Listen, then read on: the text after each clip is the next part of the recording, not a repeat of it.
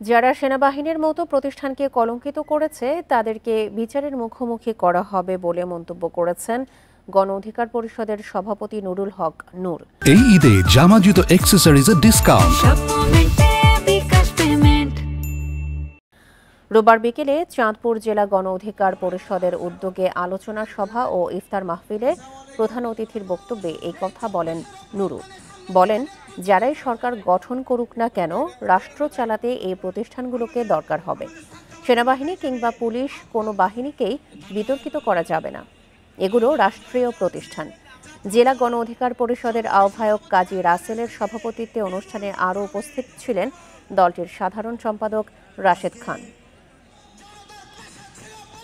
আমরা যারাই সরকার গঠন করি, রাষ্ট্র চালাই, রাষ্ট্র চালাতে এই প্রতিষ্ঠানগুলোকে আমাদের লাগবে।